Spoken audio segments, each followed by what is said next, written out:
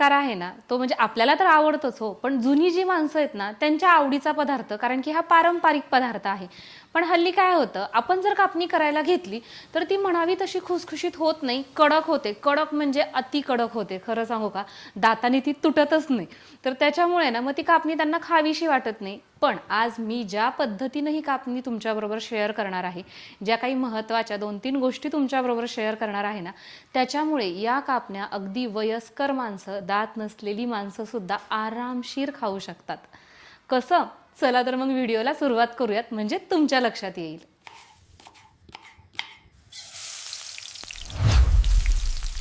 सगळ्यात अगोदर आपल्याला काय करायचंय, एक पातेलं किंवा सॉसपॅन घ्यायचा आहे. याच्यामध्ये आपण 1 कप हा असा बारीक चिरून घेतलेला गूळ टाकायचा आहे. गूळ घेताना आपल्याला असा बारीक चिरूनच घ्यायचा आहे, म्हणजे काय होतं, आपलं मेजरमेंट बरोबर येतं.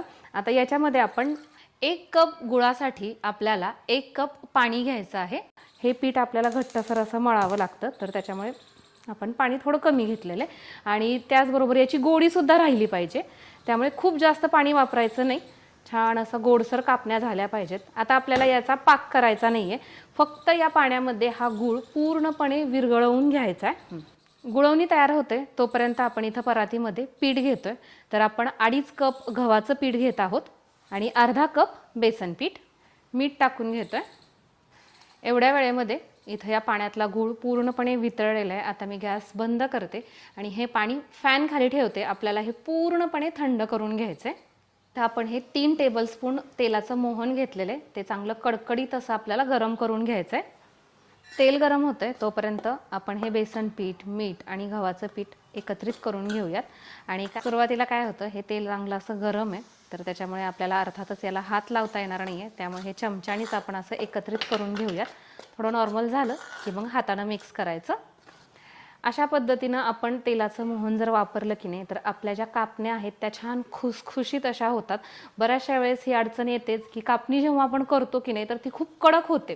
आणि म्हणजे जसं जसं वेळ जाईल, म्हणजे आजची कापणी जर आपण उद्या खायला लागलो ना, तर मग तर ती इतकी कडक होते की ती खाण्याच्या लायकीचीच राहत नाही. तर त्याच्यामुळे ही एक छान अशी ट्रिक आहे. जर याच्या अगोदर तुम्ही अशा पद्धतीनं तेलाचं मोहन वापरलं नसेल तर नक्की वापरून बघा. याच्यामुळे कापण्या मस्त खुसखुशीत अशा होतात. तेलाचं मोहन लावून झालेलं आहे. आता मोहन लावून झाल्यानंतर याच्यामध्ये मी इथेही सुंठेची पावडर टाकून घेत आहे, 1 चमचा. सोबतच ही बडीशेपची पावडर एकत्र करून घेऊयात. आणि आपण जे गुळवणी तयार केलं की नाही, ते आता पूर्णपणे थंड करून घेतलेलं आहे मी. आणि थंड झाल्यानंतरच याचा वापर आपल्याला या पिठामध्ये करायचा आहे. जर तुम्ही गरम गुळवणी वापरलं की नाही, मग मात्र तुमच्या ज्या कापण्यात ना त्या कडक होतील. थोड्या थोड्या गुळवण्याचा वापर करायचा आणि हे पीठ मळून घ्यायचं. तर हे जे पीठ आहे की नाही, ते आपल्याला खूप जास्त पातळसर असं नसतं मळायचं, तर चांगलं घट्टसर असा याचा गोळा मळून घ्यायचा आहे.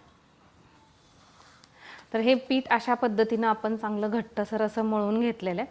आणि इथं याच्यामध्ये साधारण एवढं पाणी आपलं शिल्लक राहिलेलं आहे, त्यामुळे याच्यापेक्षा थोडंसं जास्त किंवा थोडंसं कमी तुमचं पाणी शिल्लक राहू शकतं थोड्याफार प्रमाणामध्ये. तर आता आहे ना, आपण याला रेस्टला नाही ठेवलं तरीही चालेल, आपण लगेचच याच्या कापण्या करायला घेणार आहोत. तर त्याच्यामुळे एकसारख्या आकाराचे याचे उंडे करून घेते. कापणी ही आपल्याला खूप जास्त जाड पण नाही आणि खूप जास्त पातळ पण नाही, अशा पद्धतीची लाटायची आहे. तर त्याच हिशोबाने याचे उंडे करून घेते. आता ह्या कापण्या लाटत असताना ना, आपल्याला कुठल्याही प्रकारच्या खालच्या पिठाची आवश्यकता लागत नाही. आपण हे असंच लाटू शकतो, कारण की हे घट्टसर मळलेलं असतं, त्यामुळे ते चिटकत नाही.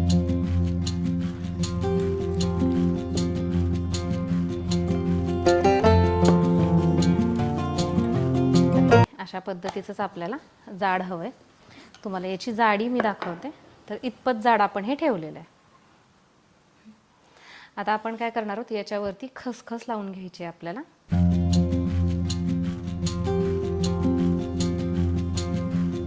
खसखस टाकल्यानंतर एकदा हलक्या हातानं आपण लाटणं असं फिरवणार आहोत, जेणेकरून ही खसखस तेलामध्ये सुटत नाही. दुसऱ्या बाजूला तुम्हाला वाटल्यास तुम्ही फक्त एका बाजूनं हवं असेल तर एका बाजूनही खसखस लावू शकता, किंवा माझ्या पद्धतीनं दोन्ही बाजूनी खसखस लावली की काय होतं, कापणीला दोन्हीकडनंही मस्त अशी ही खसखस दिसून येते.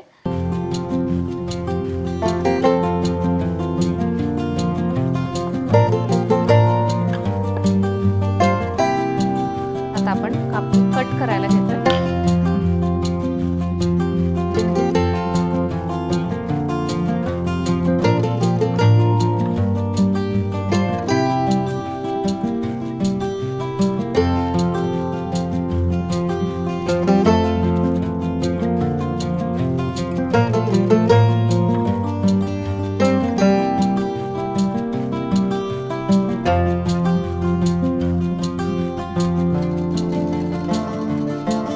बघताय अशा पद्धतीनं याला आपण कापणीचा आकार देऊन घेतलेला आहे.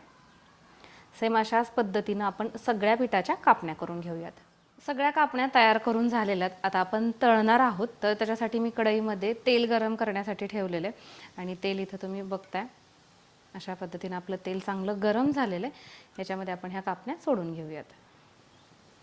ह्या कापण्या आहेत ना खूप जास्त मंद आचेवरतीही आपल्याला तळायच्या नाही आहेत. मीडियम टू हाय फ्लेमवरती आपल्याला ह्या तळायच्या आहेत.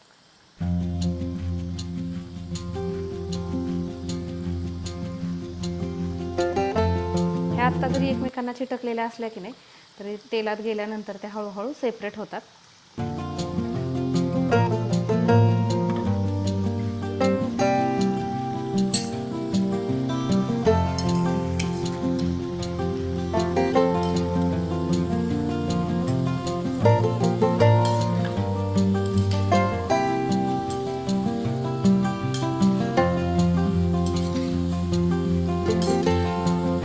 अशा कंटिन्यू हलवत राहायच्यात म्हणजे त्याला छान एकसारखा असा रंग येतो.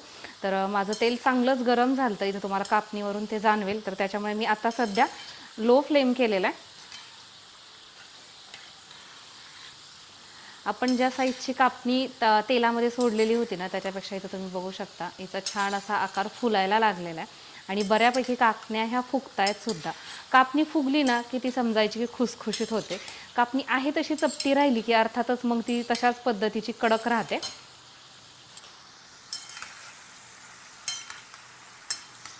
तर बघा कापण्यांना छान मस्त खरपूस असा एकसारखा रंग आलेला आहे.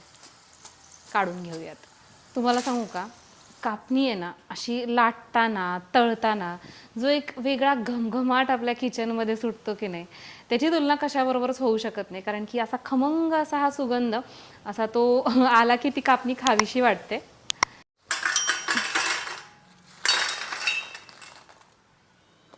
तर इथं तुम्ही आपली कापणी बघू शकता मस्त टम्म अशी फुगलेली आहे.